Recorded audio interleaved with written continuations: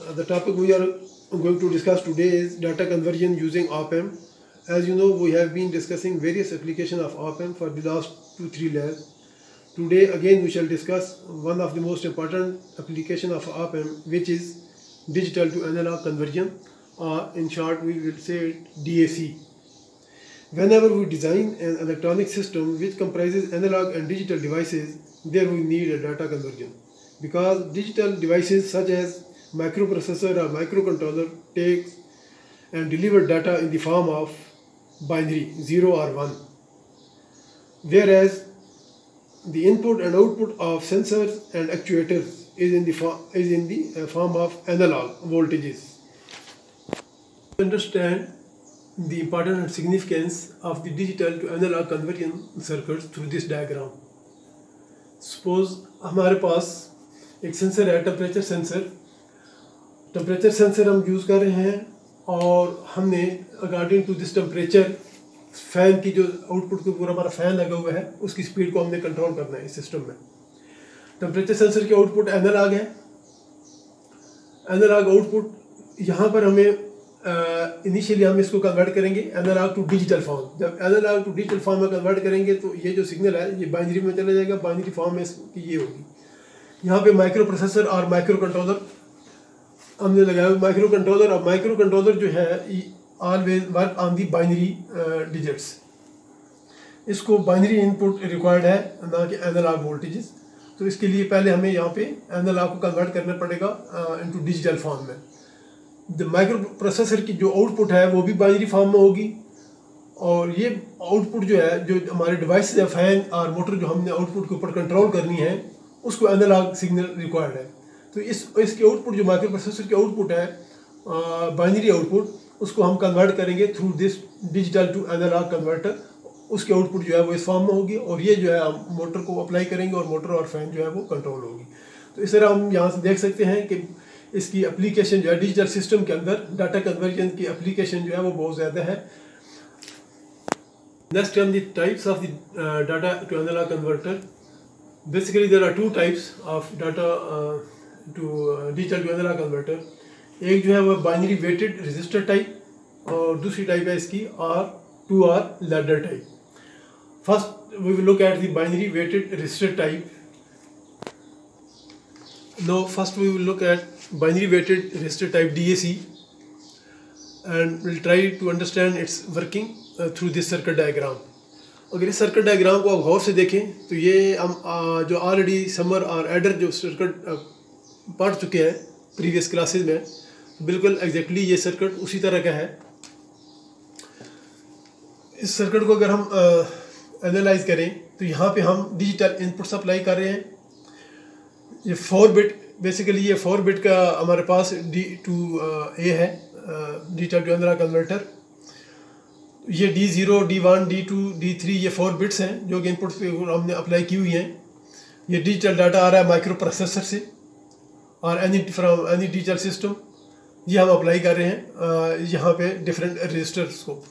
तो यहाँ पे अगर इसको देखें तो अगर ये बिट 1 है तो करंट इसमें से पास ऑन होगी, अगर ये 1 है तो इस करंट इस रजिस्टर से पास होगी। तो इस रजिस्टर की जो वैल्यू है इससे डबल है, और नेक्स्ट वाले रजिस्टर की वैल्यू इससे डबल है, नेक्स्ट वाले की वैल्यू इससे डबल है। तो ये वेटेड रजिस्टर है, इसको इसलिए हमने कहा हुआ है बाइनरी वेटेड 2 की पावर 0, 2 की पावर 1, 2 की पावर 2 एंड 2 की पावर 3 बाइनरी वेटेड रजिस्टर्स, इस वजह से इसका नाम है। अब हमारा जो इनपुट डाटा हो सकता है डिजिटल, वो इस फॉर्म का हो सकता है। यहाँ पे ये हमने 4 बिट्स का डाटा लिखा हुआ है 00, या तो ये सारी बिट्स जो है वो 00 होंगी, फिर इनकी डिफरेंट कम्बिनेशन है। अगर 4 बिट है तो हमारे पास 16 डिफरेंट कम्बिनेशन बनेंगी। हर कम्बिनेशन के लिए आउटपुट जो है वो डिफरेंट होगी। अगर 00 है तो आउटपुट 0 होगी। अगर इसे D01 है तो इसके लिए करस्पॉन्डिंग एक हमारा आउटपुट एनालॉग वोल्टेज मिलेंगे। उसके बाद अगर ये डाटा इनपुट डाटा 2 हो जाता है तो आउटपुट के ऊपर हमें वो डिफरेंट वोल्टेजेस मिलेंगे। इसी तरह नेक्स्ट जो हमारे पास यहाँ पे नंबर आएगा वो 3 होगा, 4 सो ऑन। जब सारी बिट्स ऑन हो जाएंगी तो हमारे पास जो है वो मैक्सिमम आउटपुट वोल्टेजेस होंगे। तो for each digital number we have particular output voltages at the output. तो अब हम इसका एक वीओ की एक्सप्रेशन ड्राइव करते हैं।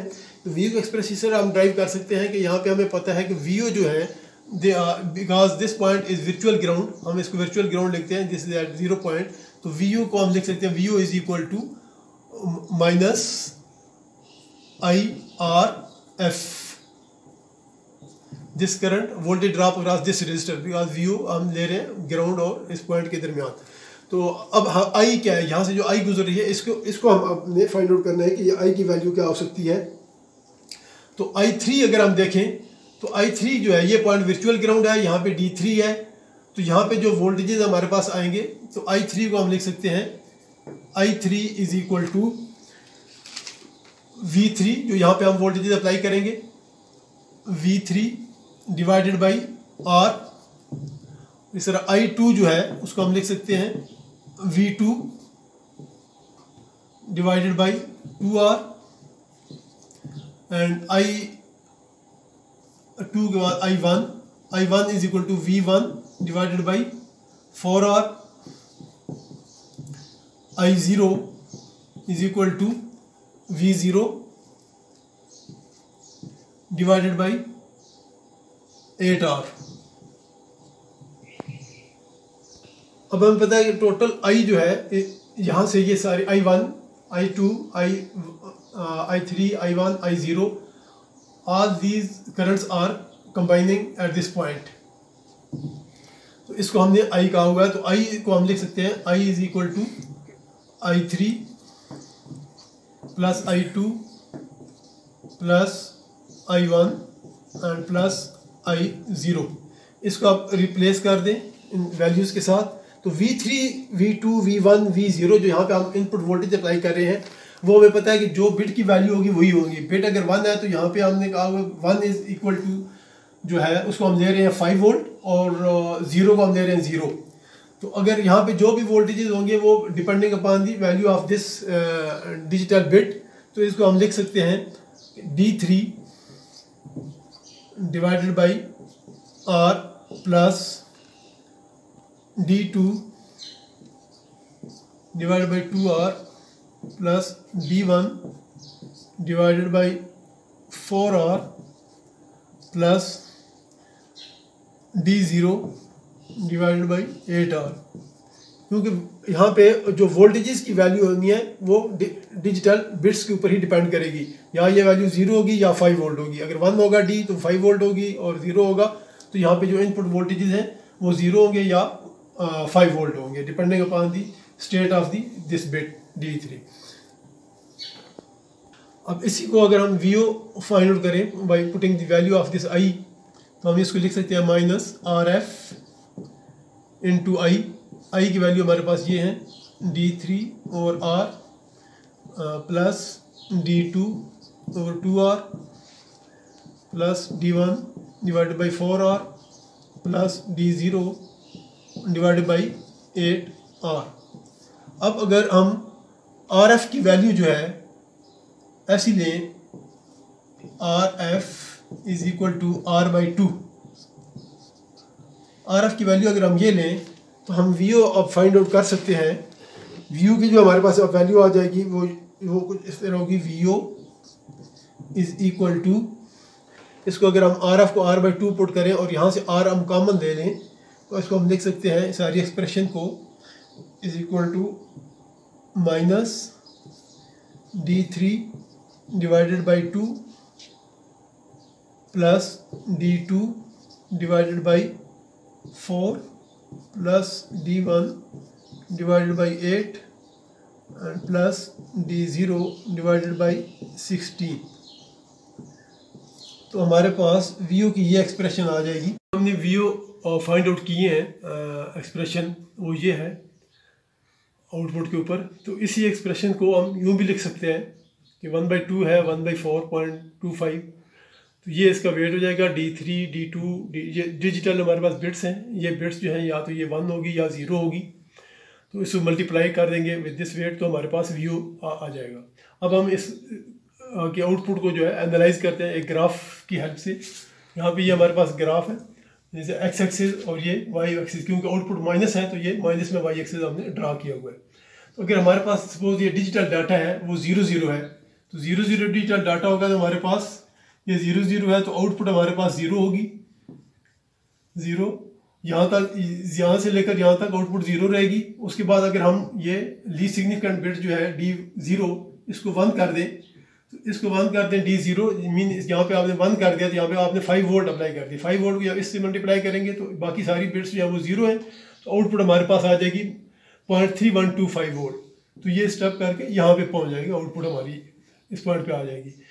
अब जब ये बिट 1 है बाकी सारी 0 है, तो ये डाटा हमारे पास यही रहेगा, यही वोल्टेजेस रहेंगे। उसके बाद अगर हम नेक्स्ट बिट को जो है वो हाई कर दें, डाटा जो है इनपुट वो बढ़ा दें, हमारा बाइनरी नंबर जो है उसको इंक्रीज कर दें। अब बाइनरी नंबर पहले 1 था, अब 2 हो गया है, तो ये आउटपुट भी हमारी जो है अब स्टेप करके यहाँ पे 0.625 पे आ जाएगी। इसी तरह अगर नेक्स्ट हम अगर बढ़ाएं 3 कर दें, बाइनरी वर्ड को फर्दर बढ़ा दें, तो यहाँ से यहाँ तक तो यही रहेंगे वोल्टेज 0.625, लेकिन जो ये बिट हम चेंज करेंगे 3 करेंगे तो ये आउटपुट हमारी फिर बढ़ जाएगी, एक स्टेप यहाँ तक आ जाएगी। और फिर फर्दर अगर जब हम इसको 4 कर दें, बाइनरी वर्ड को बढ़ा दें, तो हमारे पास ये और इंक्रीज करती जाएगी। इस तरह जो बाइनरी वर्ड हम बढ़ाते जाएंगे आउटपुट हमारी जो है वो इंक्रीज करती जाएगी। सो ऑन जब हमारे पास इनपुट के ऊपर वर्ड जो है वो 1111 वैल्यू हो जाएगी, तो ऑलमोस्ट हमारे पास जो आउटपुट आ जाएगी वो अराउंड अबाउट 5 वोल्ट होनी चाहिए। तो इसमें हमने देखा है कि अभी ये आउटपुट हमें जो डिजिटल एनालॉग कन्वर्टर है, तो इनपुट तो डिजिटल है, आउटपुट जो है एग्जैक्ट कंटिन्यूस नहीं है, आउटपुट एनालॉग होनी चाहिए। Mean it should be like this, continuous very करनी चाहिए, इंक्रीज करनी चाहिए, लेकिन ये स्टेप में इंक्रीज कर रही है। स्टेप में इंक्रीज कर रही है क्योंकि ये हमारे पास जो स्टेप है वो ये है, यहाँ से 0 और ये तकरीबन हमारे पास जो स्टेप है वो 0.3125 वोल्टेजेस का है। इसके दरमियान में डिफरेंस इतना ही है, इनके दरमियान भी डिफरेंस इतना ही है, तो एक स्टेप जो हमारा है वो है 0.312। तो ये स्टेप जो है ये जितना हम कम करेंगे, ये जो वोल्टेजेस हैं, ये जो स्टेप डिक्रीज होता जाएगा, तो ये कंटिन्यूस वोल्टेजेस हमें मिलना शुरू हो जाएंगे। अभी यहाँ पे ये स्टेप ज़्यादा है तो ये डिस्क्रीट हमें नज़र आ रहा है। जो ये स्टेप हम कम करते जाएंगे, डिफरेंस कम करते जाएंगे वोल्टेजेस का, तो हमें एक कंटिन्यूस एनालॉग वोल्टेजेस वो मिलेंगे जो ज़्यादा अप्रोच करेंगे टू द कंटिन्यूस वेव। तो ये हम स्टेप कैसे रिड्यूस कर सकते हैं? By increasing the number of bits. ये इसको रेजोल्यूशन भी कहते हैं, डिजिटल टू एनालॉग कन्वर्टर की रेजोल्यूशन। तो ये रेजोल्यूशन हम कैसे फाइंड आउट कर सकते हैं? रेजोल्यूशन जो है इज इक्वल टू, इसको हम कह सकते हैं कि वी रेफरेंस जो हम maximum voltages, full scale voltages जो हम अप्लाई कर रहे हैं, जिनको हम कन्वर्ट कर रहे हैं, तो हमारे पास वो 5 वोल्ट है। 5 वोल्ट को हम कन्वर्ट कर रहे हैं डिवाइडेड बाई 2 की पावर n। तो इस केस में हमने हमारे पास 2 की पावर n जो है वो 4 बिट्स हैं, और वी रेफरेंस हमारे पास 5 वोल्ट है, तो 5 डिवाइडेड बाई 2 की पावर 4, तो ये हमारे पास आ जाता है 0.3125 का स्टेप। मीन हम अगर 0.325 वोल्ट है, तो फिर हमारे पास नेक्स्ट स्टेप क्या होगा 0.625। इससे कम हम वोल्टेजेस नहीं देख सकते। अगर ये कम हमने ये करना है, ये स्टेप को कम करना है, तो हम नंबर ऑफ बिट्स जो है इनपुट के ऊपर वो बढ़ा दें। लेट्स सपोज हम यहाँ पे 4 बिट हमने यूज़ की हुई है, तो ये 5 बिट का अगर हम कन्वर्टर बना दें, 1 बिट और यहाँ पे ऐड अप कर दें, तो अब हमारे पास ये आ जाएगा 2 की पावर n, यहाँ पे आ जाएगा 5, 2 की पावर 5। तो जो 2 की पावर 5 हम करेंगे, तो इससे जब हम डिवाइड करेंगे तो हमारे पास आ जाएगा 1.151। तो ये अब इसका हाफ हो जाएगा। तो ये स्टेप जो है फिर हमारे पास यहाँ पे ये स्टेप हो जाएगा, और यहाँ पे ये, तो ये जो है वो कंटिन्यूस वेव फॉर्म हमें मिलना शुरू हो जाएगी, जो हम नंबर ऑफ इनपुट बिट्स जो है वो बढ़ाएंगे। DAC बाइनरी वेटेड, उसमें एक प्रॉब्लम है। प्रॉब्लम ये है कि उसके अंदर वेटेड रजिस्टर हमें रिक्वायर्ड होते हैं, लार्ज नंबर ऑफ वैल्यूज़ उसकी रिक्वायर्ड हैं, और प्रिसाइज रजिस्टर रिक्वायर्ड होते हैं।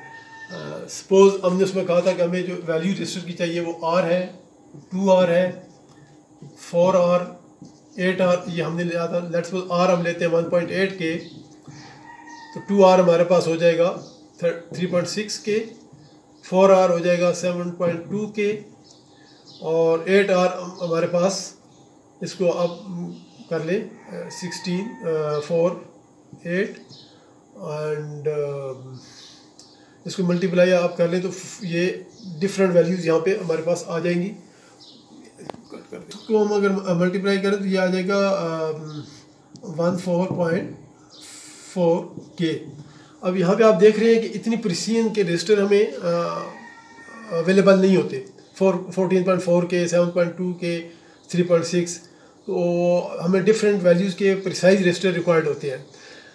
इस प्रॉब्लम को अवॉइड करने के लिए हम एक और टेक्निक यूज़ करते हैं जो कि है R2R लैडर टाइप।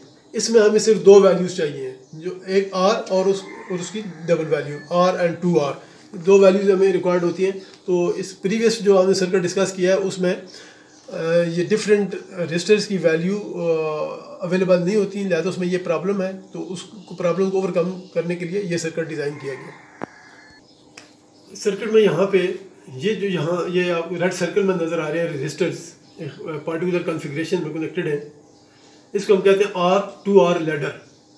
यहाँ तक ये आगे आप एम है और ये फीडबैक रजिस्टर RF लगा हुआ है, और ये सारे ये जो कम्बिनेशन है ये 4 बिट का हमने डिजिटल जो अंदर कन्वर्टर डिज़ाइन किया है। तो लिहाजा यहाँ पे 4 बिट का डाटा यहाँ पे हमने रिप्रेजेंट किया हुआ है। 4 bit D0 D1 D2 D3 यहाँ पे डिजिटल ये डाटा रिप्रेजेंट कर रहे हैं हम। और ये रजिस्टर्स हैं, ये node A, node B, node C, node D। तो hopefully you have already studied this ladder network in your previous classes.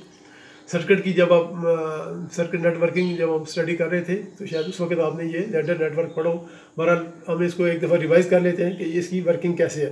जब लैडर नेटवर्क की वर्किंग आपको समझ आ जाएगी तो फिर इसका एनालिसिस बहुत ही आसान है इस सर्किट को। अब हम फर्स्ट ऑफ ऑल ट्राई करते हैं लैडर नेटवर्क को अंडरस्टैंड करने की। तो लैडर नेटवर्क में यहाँ पे हमने ये डिजिटल डाटा अप्लाई किया हुआ है। D0 से लेकर D3 4 बिट्स का डाटा है। तो लेट्स सपोज हम एक एग्जांपल लेते हैं कि D3 ये हमारे पास डिजिटल डाटा होगा 4 बिट का। तो D3 को हम कहते हैं कि जी 1 है। अगर D3 1 है तो यहाँ पे ये D3 है, ये यहाँ पे 5 वोल्ट होंगे। अब हमने देखना है कि ये आगे आप एम लगा हुआ है यहाँ पे, तो आप एम को जो है वो कितने वोल्टेज अप्लाई हो रहे हैं अगर ये बाकी सारे ज़ीरो है। अगर यहाँ पे आप देखें ये D0 भी ज़ीरो है, D1 भी ज़ीरो है, D2 भी ज़ीरो है। तो ज़ीरो मीन ये ग्राउंड के साथ कनेक्टेड होंगी। तो यहाँ पे जब ज़ीरो है तो इसको हम सॉल्व करें तो ये पॉइंट भी ज़ीरो पे है, ये भी ज़ीरो पे है। तो ये दोनों रजिस्टर आपस में क्या बन जाते हैं, पैरेलल। जब ये दोनों पैरेलल में हो रहे हैं दोनों रजिस्टर, तो ये भी 2 आ रहा है, ये भी 2 आ रहा है, दो रजिस्टर पैरेलल होंगे तो ये क्या बन जाएगा, R। जब ये R हो जाएगा तो इस पॉइंट नोड A के ऊपर, तो यहाँ पे ये एक R होगा, और फिर नेक्स्ट ये पॉइंट नोड A बन जाएगा R, ये दोनों कंबाइन होके R बन जाएंगे, और नेक्स्ट फिर ये R, और ये फिर 2R, ये जो है यहाँ पे 2R। तो अब यहाँ पे देखें तो यहाँ पे ये प्रीवियस ये R बन गया, ये R और 2R, ये दोनों मिलके फिर क्या बन जाएंगे, 2R बन जाएंगे, सीरीज में है। तो 2R ये पॉइंट फिर ग्राउंड पे है, तो ये भी अगेन जो है 2R ये भी ग्राउंड पे है। तो फिर यहाँ पे ये दोनों पैरेलल में आ रहे हैं एट नोड B। यहाँ पे भी ये दोनों ये आ रहा है और ये R मिलके दोनों 2R और ये इसके पैरेलल आ रहा है, ये दोनों पैरेलल में हैं। जब ये दोनों पैरेलल में होंगे तो फिर ये आपस में कंबाइन मिलके क्या कर देंगे, R बन जाएगा। यहाँ पे फिर हमारे पास नोड B के ऊपर क्या आ जाएगा, R, और यहाँ पे आगे फिर एक R है, तो ये R और R 2R हो जाएंगे, 2R, और ये फिर इसके पैरेलल में R है, 2R। लिहाजा एट द एंड जो अब हमारे पास आ जाएगा इस पॉइंट के ऊपर, वो ये आ जाएगा R G, this D node D, और यहाँ पे 2R है। यहाँ पे हमने 5 वोल्ट अप्लाई किए हुए हैं, ये पॉइंट ग्राउंड होगा, R। इन दोनों को कंबाइन करेंगे तो ये एक रजिस्टर बन जाएगा, इसको हम लिख सकते हैं 2R। तो ये हमारे पास रजिस्टर की जो है वो कम्बिनेशन होगी, इक्विवेलेंट रेजिस्टेंस, और you can say final resistance जो हमारे पास आएगी वो 2R, दिस 2R। तो पॉइंट D जो हमारा है वो ये है नोड D, जहाँ से हम आउटपुट आगे अप्लाई कर रहे हैं आप एम को। अब यहाँ पे हमने देखना है कि आउटपुट वोल्टेजेस कैसे अप्लाई हो रहे हैं आप एम को। यहाँ तक अभी हमने देखा है कि यहाँ पे 5 वोल्ट है पॉइंट D, यहाँ पे टोटल रेजिस्टेंस जो कंबाइन होकर हमें मिलेगी 2R। पॉइंट डी, इस ये सीरीज नेटवर्क बन रहा है वो, इसको अगर हम यूँ भी ड्रा कर सकते हैं, 2R ये सेंटर में हमारे पास पॉइंट डी है। तो ये पॉइंट डी से हम जो है वो अप्लाई कर रहे हैं आप एम को। तो आप एम को अगर आप देखें तो ये सर्किट कुछ इस तरह फाइनली बनेगा। तो अब ये जो करंट है, ये पॉइंट हमें पता है कि वर्चुअली ग्राउंड की वजह से ये पॉइंट 0 पे होता है। अगर ये पॉइंट 0 पे है तो इस रजिस्टर, ये जो रजिस्टर है नीचे 2R ये वाला, तो ये इसका एक एंड ये भी 0 पे है, तो इसका ये एंड भी ग्राउंड पे है। इसमें तो करंट फ्लो होगी नहीं क्योंकि पोटेंशियल दोनों एंड पे इक्वल है, तो इसमें करंट नहीं फ्लो होगी। तो करंट जो फ्लो होगी वो इस रजिस्टर से फ्लो होगी, ये इसके रजिस्टर से। और यहाँ पे आप एम में तो करंट फ्लो होगी नहीं क्योंकि यहाँ पे इनपुट इम्पीडेंस इन्फिनाइट होती है, तो ये करंट आर एफ में से जाएगी। तो हम लिख सकते हैं कि V O is equal to I R F. और आई इसमें हमारे पास क्या है, आई जो है 5 वोल्ट, ये जो हम अप्लाई किए हुए हैं, divided by 2R, because current will not flow through this register because of this virtual ground. तो आई हमारे पास ये वैल्यू है, तो V O is equal to 5 divided by I 2R into R. अगर आर एफ को हम are put कर दें यहाँ पे, इसकी वैल्यू इक्वल टू आर कर दें, तो ये वैल्यू हमारे पास आ जाएगी V O is equal to 2.5 volt. अभी हमने देखा अगर हम D3 की वैल्यू जो है वो 1 करते हैं तो हमारे पास वी ओ जो आती है वो है 2.5 वोल्ट। एक बिट हमने की थी। अब हम एक और बिट की एग्जांपल लेते हैं कि अगर D3 0 कर दें, D2 को 1 कर दें या D1 को 1 कर दें और बाकी बिट्स को 0 कर दें, तो फिर उनकी वेटेज हमें आउटपुट क्या मिलेगी। एनालिसिस करते हैं कि अगर ये बिट हमारे पास जो D2 है, D2 बिट ये 1 हो जाए, डाटा हमारा ये चेंज हो जाए और ये बिट हम D2 1 कर दें, तो फिर हमें आउटपुट क्या मिलेगी। तो इस लैडर नेटवर्क को हम सॉल्व करते हैं अगेन। तो ये बिट्स D0 D1 तो 0 होंगी, D3 भी 0 होगी। अब यहाँ पे हमें आउटपुट के ऊपर क्या कंडीशन होगी वोल्टेजेस की।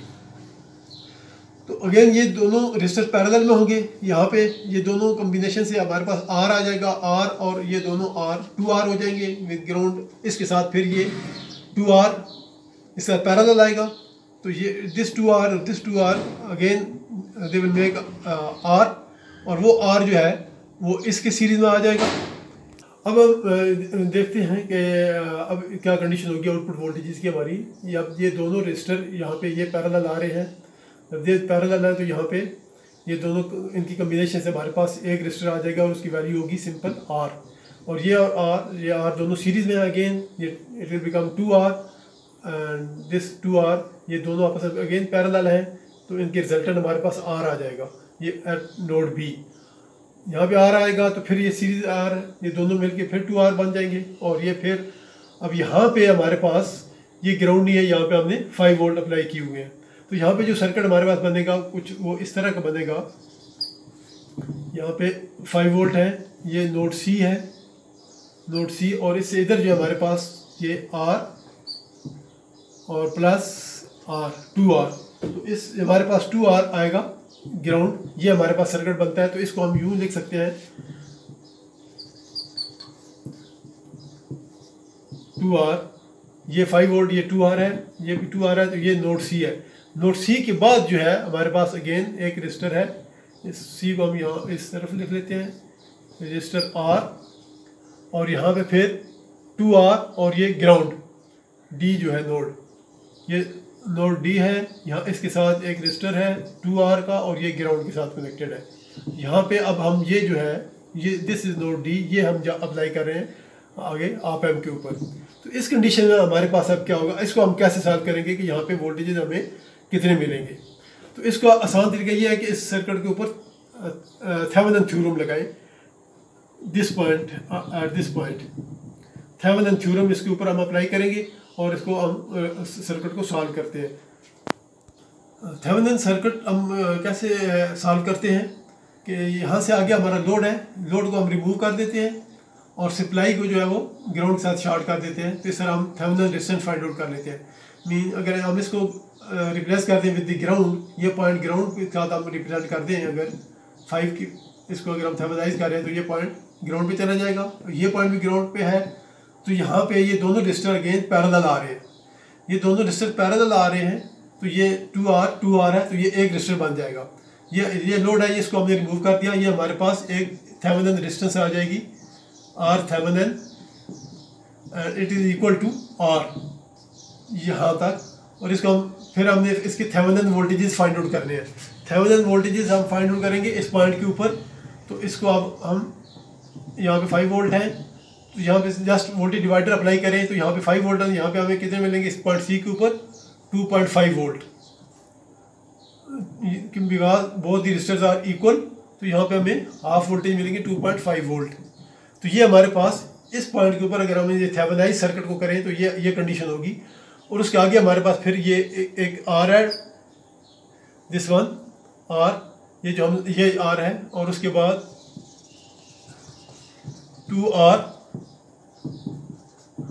2R और ये पॉइंट हमारे पास D है। तो इस सर्किट को आप अगर सॉल्व करें,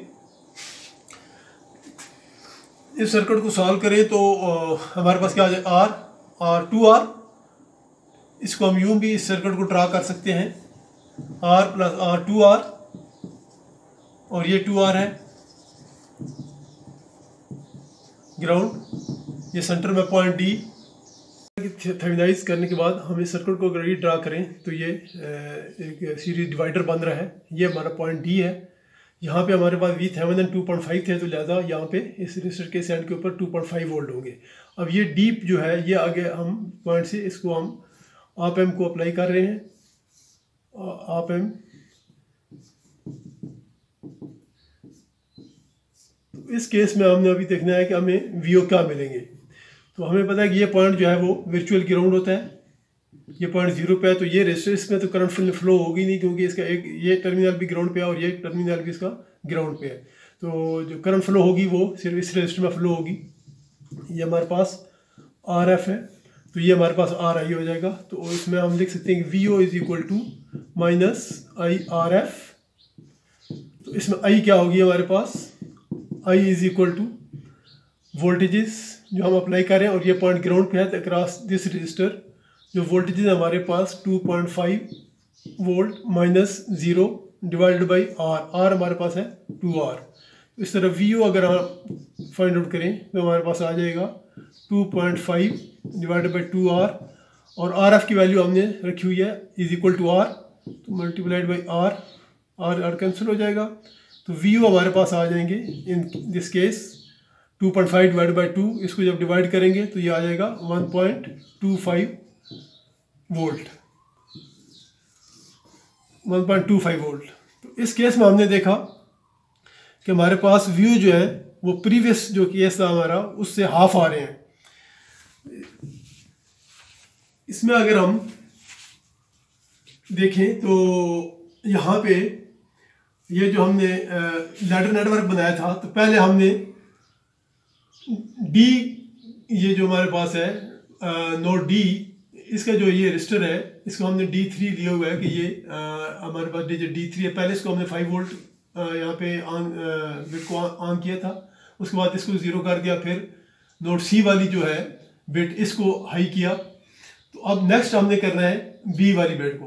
तो डी में हमने देखा था कि अगर यहाँ पे हम 5 वोल्ट देते हैं, बाकी सारी बिट्स 0 है, तो हमारे पास जो आउटपुट आ रही थी वो आ रही थी 2.5 वोल्ट। तो अभी जब इसको हमने 0 कर दिया और सी वाली को हमने हाई किया, तो हमारे पास जो आउटपुट आ रही है वो है 1.25 वोल्ट।